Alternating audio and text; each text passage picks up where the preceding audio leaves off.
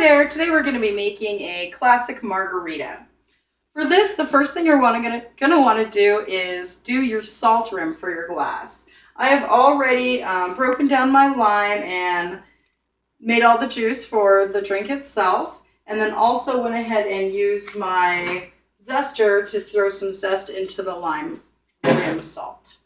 So take your little lime there and then just go right around the edges there to give it a nice wet edge. And then you're just going to want to stick this right into here. And then zhuzh it around a little bit until you get the rim that you're looking for. And that's about what I'm looking for today. Next step is going to be to make the drink itself. I've already put some ice into my cocktail shaker.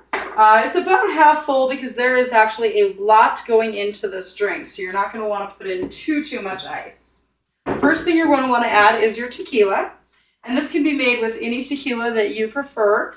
Today we're going to use the Jose Cuervo Gold, but if you like Patron or you just prefer a white tequila to a gold tequila, that's just fine.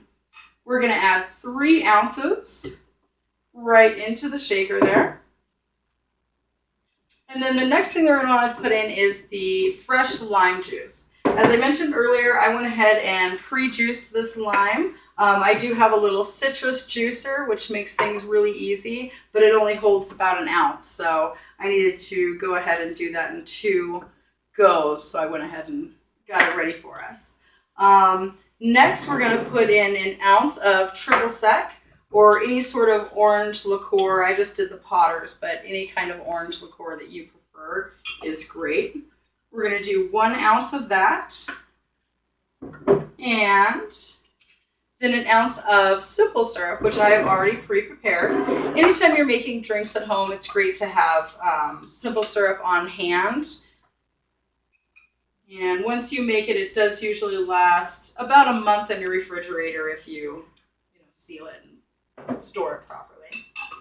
So we've got all of our ingredients into the cocktail shaker. So we're just going to go ahead and put that lid back on nice and tight. Make sure your strainer's on, and then shake it up really good. Looking for about 20 seconds usually. Once you've got a nice frost on the outside and you can feel how cold it is, then usually your drink's going to be pretty shaken up and done pretty well. This is going to be a rocks margarita. Some people like to have them frozen or blended as well. It's the same recipe. Just go ahead and stick it in your blender for a couple of seconds and you're good to go on that as well. And for this one, we're going to go ahead and take off not just the small top, but the entire top because we're not looking to strain it. Ooh, I might need some help on this one, so there it goes.